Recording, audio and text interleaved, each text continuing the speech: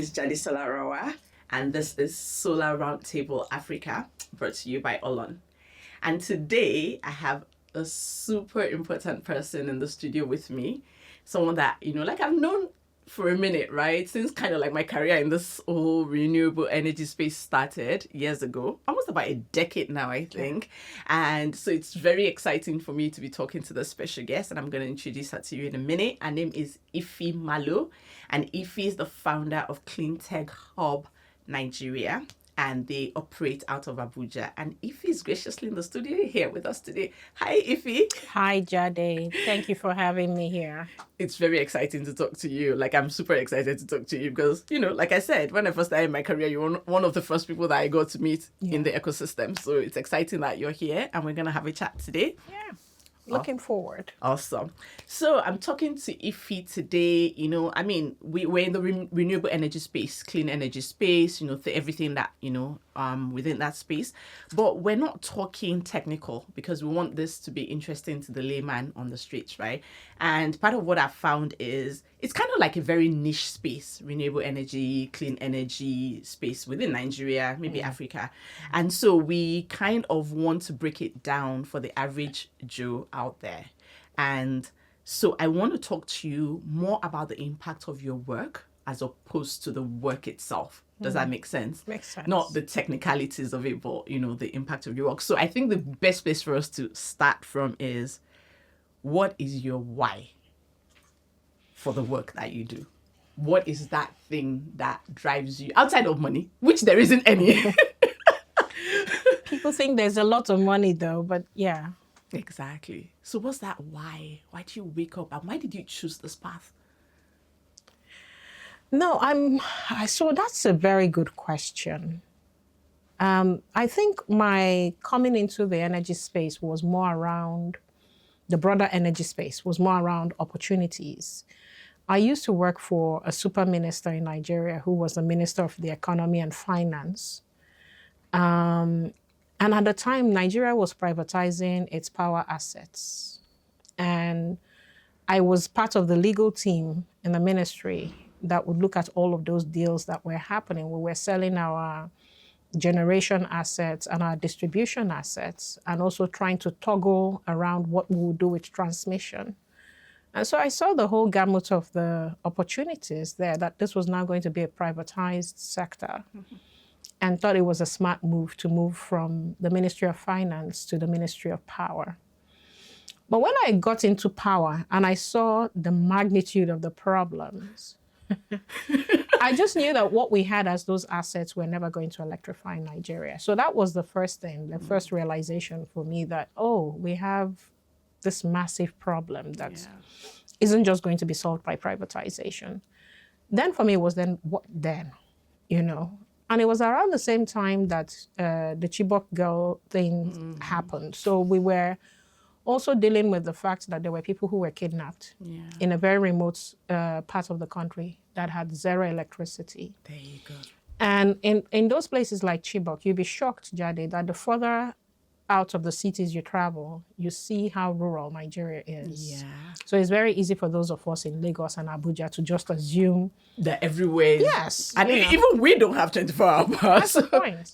So, and I think that for me was also then, what can we do? With the Chibok owner, like I met some of the girls who managed to escape and hearing their stories. And it was for me like, what then can we do, right? So those were the two things. And then I think the third thing was when I used to have a lot of young people who would come to me when I was in the Ministry of Power to say, we have a proposal, especially youth corpers, to electrify the communities where we've been sent to serve. And we as a ministry did not have one kobo to give them. Yeah. And sometimes they're asking for things as little as, at that time, $1,000, $500K, 1 million, 2 million, as far back as 2013, 2014. We didn't have that money to give them. And sometimes what would happen is people would take their proposals and then go and present it and use it to get money. So that got me angry. And that was my why. Because I said, if we cannot, these people say they want to go and do CDS projects. And they're asking you for 2 million. I know that CDS project will stay in that community long after they finish youth service and gone. So these are community, and most of them were around power. So I just said to myself, no, I'll start a tech hub, a clean energy tech hub, where people like this, if they bring their proposal, our work is to go and look for that money to give them to build those projects. Fantastic. Yeah. I'm so, I'm excited that we're talking. I'm really excited that we're talking. And a couple of the things that you said brings me to my next question, which is about the impact.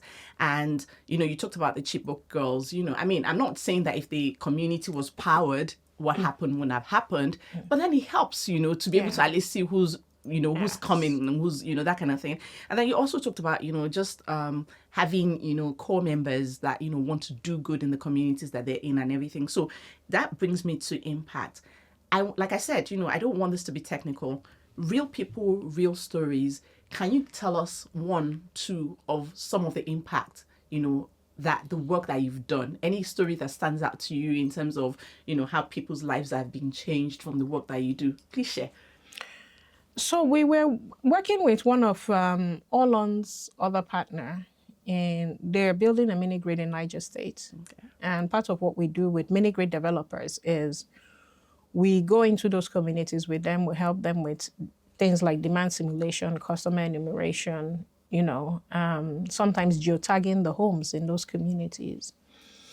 And in this particular community, and the reason why is because sometimes mini grid developers, they run lean teams because these are engineering firms. Yeah. So they outsource the things they don't have to worry about, and then they just focus on the core engineering part of it. So all of the ones that have to do with human elements, engineers can be very antisocial. Tell me about it. So they're just all those human elements. They just want to go and build their grids. All this going to sit down with chiefs, and they are just like, if we have people that can do community engagement for us, let them go and do it. And so one of those communities, they were trying to extend the grid, the mini grid, to the community health center, and we met a woman there who was bleeding. I didn't know she was bleeding, but my team members called my attention to it. She was covered, because this is the northern part of the country, and she was Muslim. So they saw blood dripping, and they called me and said, "Oh man, look at this! That she seems to be bleeding." So I asked one of them who could speak Hausa to then engage her. The short version of the story is domestic violence. Man, commercial Okada driver, has 2 wives. This is the more senior wife. Not a lot of money. Sometimes the man doesn't get, because of how far apart these villages are, there's only so much customers you can get. So comes home sometimes without money.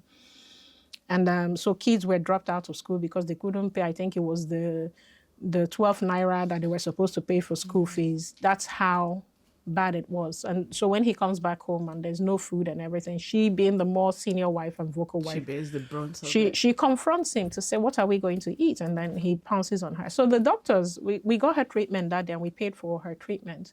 And the doctors were like, she's a regular customer, so that this happens every 3 weeks or 4 weeks and everything. So I told my team members to ask her, what can she do? And then she said, that she knows how to make kunu and zobo. But the problem is it's so hot and humid in that part of the country. Yes, and in an hour it goes sour. So nobody would buy it. So I said, okay, that's not a problem for us. We called our solar sister partners and said, please, we need small solar coolers. Do you have? They sent us one. So we gave it to her. And that cooler could contain, I think, about 12 small bottles. Yes. So she calls us up after a few days and says, please, that can she get 2?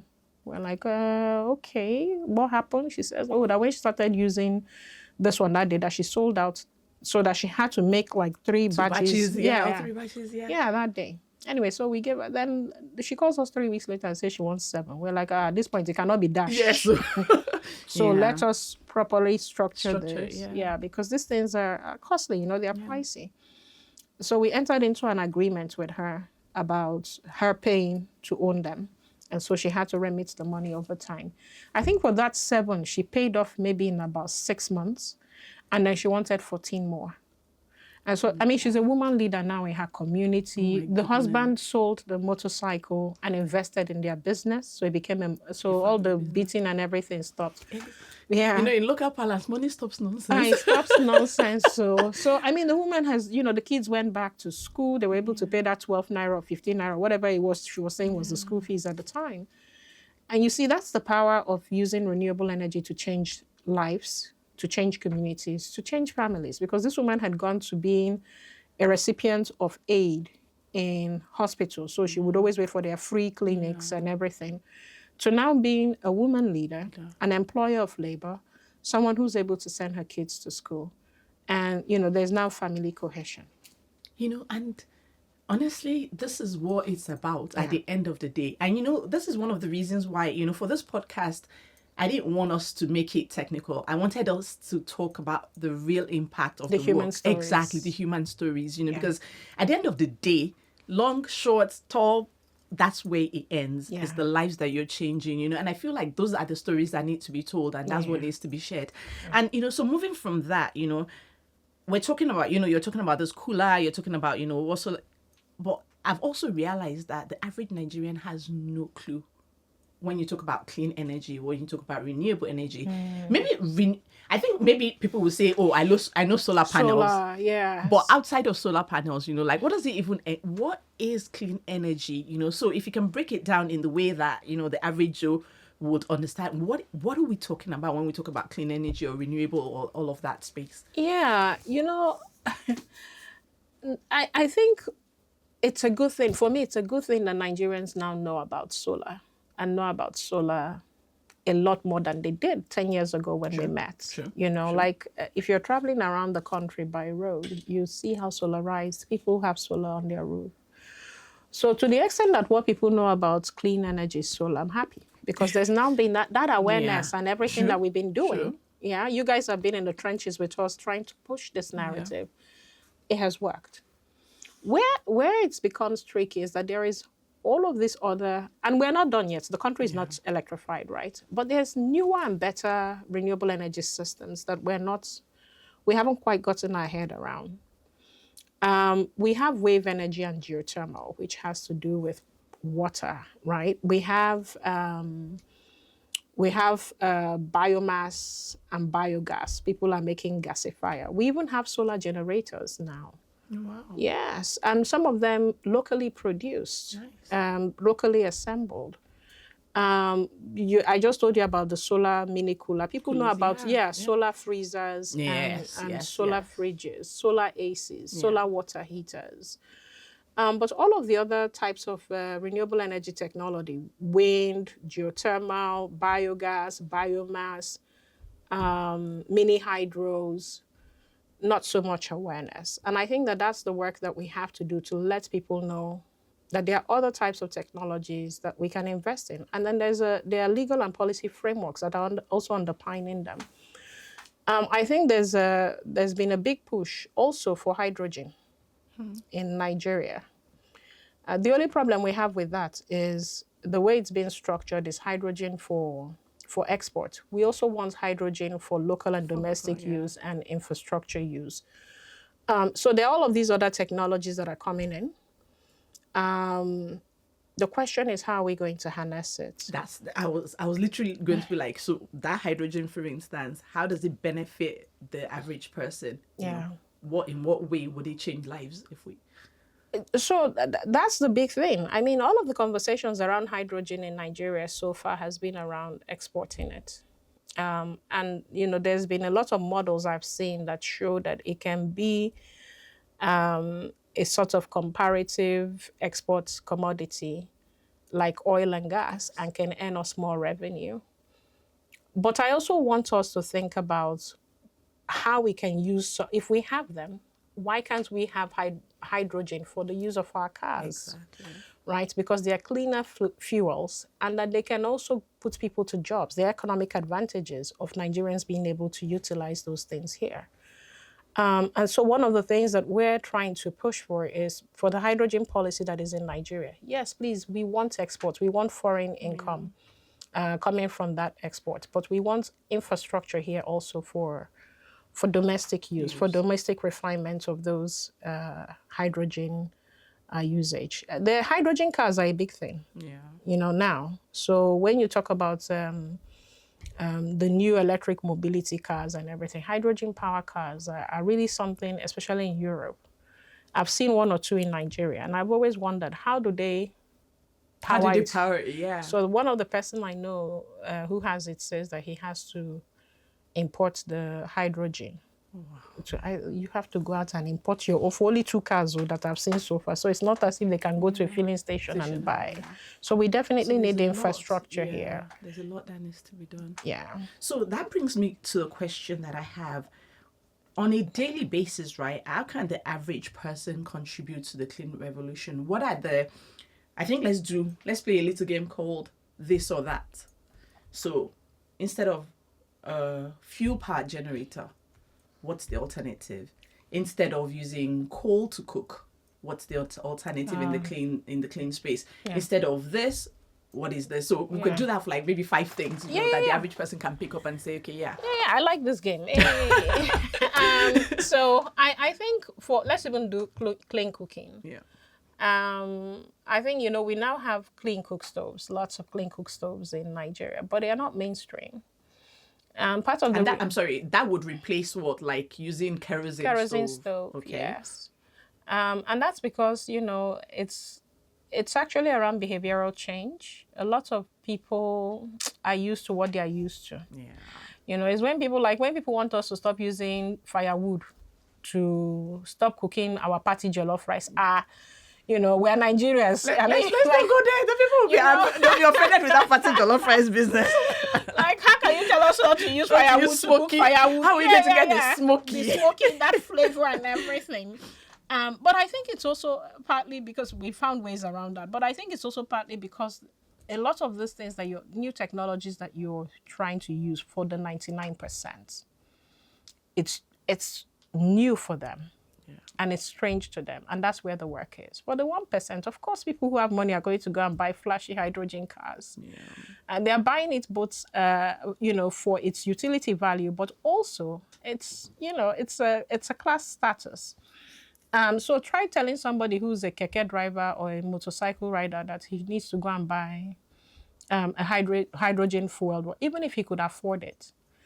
The time it would mentally take him to shift is, that's where things get lost. So, and I'll give you a good example. During the 2015 election or so, when they were giving out free cook stoves, some people in my family, in my village got, but it's still under their beds. Never got to use them. Why?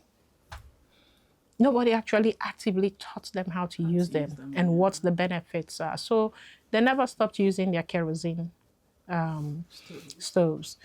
And so that's the thing, that they're clean cook stoves. And what we see happening now is how we're teaching people not just how to use it, but how to make money out of it. So there are lots of people learning to make commercial briquettes that can power the stove. So you just don't make for your own use, right? Yes. So instead of going to carry your jerry can and look for kerosene, you're making your briquettes yourself as long as you have the stove. And if you make more than you need, you can sell to your neighbors. And that's quickly caught on because people were like, wow, it's so easy.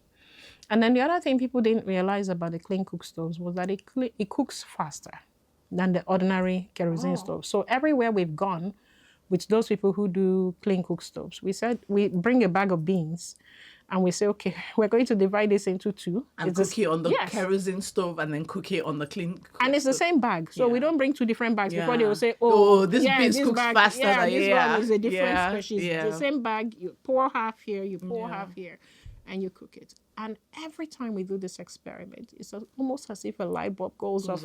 Yes, in the woman's head, because they're like, wow, you mean instead of cooking beans for an hour and a half, I can cook it for 30 minutes. And it's done. And it's sweet. So I mean, and so I think a lot more sensitization has to go on. And like you said, like the larger part of Nigeria is not the Lagos or the Abuja, it's not the urban areas, it's it's the hinterland. So that's kind of like, we also need to focus on just getting people to, I think before I let you go on that question, I think the other important one would be, I better pass my neighbor or what's the alternative? See, one of the good innovations that I've seen people do around solar generators is using it in barbing salons and in hairdressing salons. So you've had a few people that I know. I mean, consistent energy, is their tagline is petrol generator displacement. So rather than you use it for those your small barber shops, not the big sophisticated ones, you use it, where you have maybe 2 or 3 barbing stations, and it can power the electric, what's it called? The clipper. The clippers and Yeah. everything. And you've seen that people are adopting it faster and faster. And it's the same with hairdressing, where you have one dryer machine or your hand dryer, it can carry 2 or 3. But even more is that we are seeing vulcanizers. You know those vulcanizers that stay on the road to pump your tire? Yeah. And they have to pull that small generator? Yeah.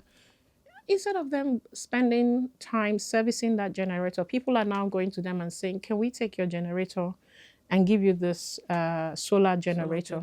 So that when people want to pump their cars and you need to pump air into it, this can carry. And can you imagine, Jade, think whenever you're driving again, think about how many vulcanizer stations you see. Are you joking? From there to your office, Exactly. Just even like on my street, I'm not even kidding. In my vicinity, I'm probably like 5 or 6. Yes.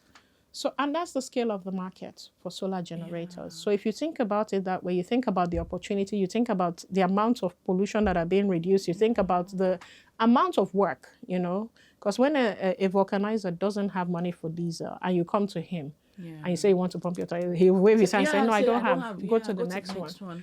So think about the income that he's now able to generate because he always has his own power that is solar powered. And we've got so abundance of sunshine. So oh my goodness, I could talk to you forever, but I think maybe 1 or 2 more questions before we wrap it up today.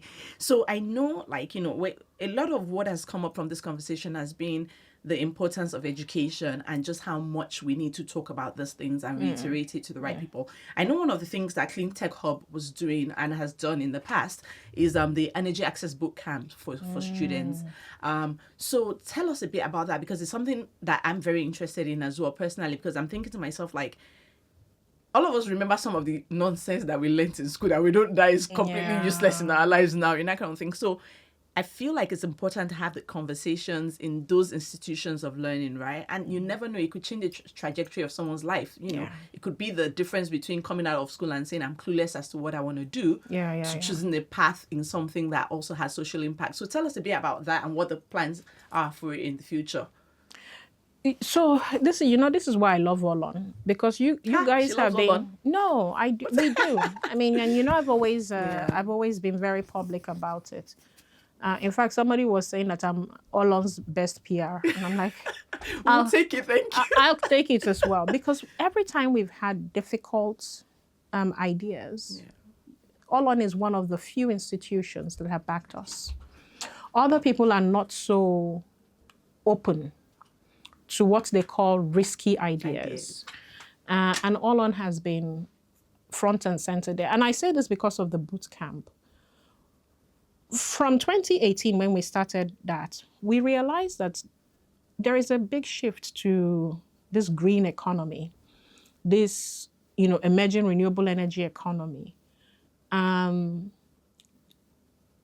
nobody was talking about the skills that was going to be needed to run it. So there was a push for mini grid revolution. You know what happened under Damilola's regime at REA, and there was all of that, both from the engineering part to the finance part. Not enough Nigerians to run it.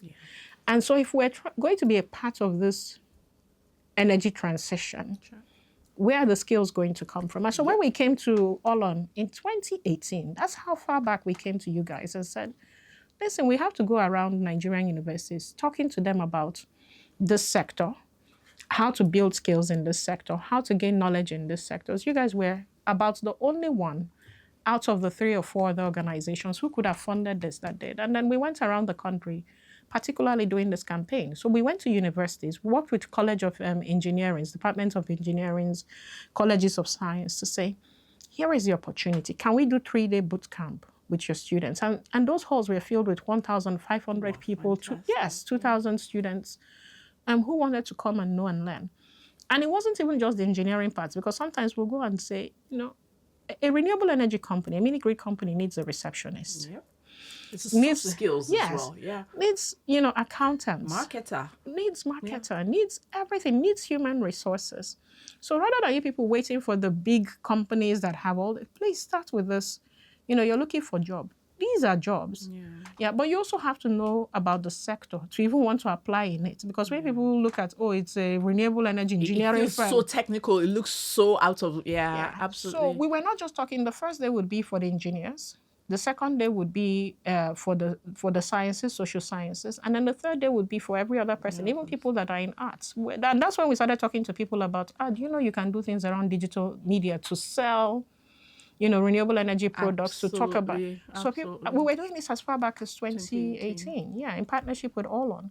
And we went around, I think, about 12 universities then, and it was a hit. But that program, along with some of the other programs we had, led us to start the Street Business School. And that business school is teaching some of those women we work with in communities how to use solar to start micro businesses. So you see how Our Lady in Niger State started her own. So through how we were able to build out a pared down curriculum, sometimes in local languages, that we can use to teach women, on how to start micro businesses. Those who are frying masa, they're using the clean cook stoves, to fry masa and everything. And fry it at scale. If you were able to do with your firewood, just so, because the firewood will burn out, right? But these ones are not burning out anytime soon. So if you're only able to fry, for about 2 hours, you're frying for 8 hours with the clean cook stoves. But you have to also teach them that this is a business, because if not with women, how you spend money and then you plow it back into the family. Absolutely. Because we always have problems to serve. There's school fees. There's no Maggie, there's no this, There's school fees to pay, there's food to buy. So you have to actually teach them what is your revenue, what is your cost, what is your profit, put yourself on a salary. All those things you will learn in an MBA class. Absolutely. You teach them, business, and then they get it. Women are very smart. We're very smart. I always tell the men. Very smart. They get it. So those are the sort of things we started. We started the Street Business School. We continue to do boot camps. We run the first incubation program we ran. It was all unsponsored. And some of those incubatees who we granted $10,000 are doing well. They've gone on. There's one that has raised about $2 million. Another one. Let me even give them. Yes.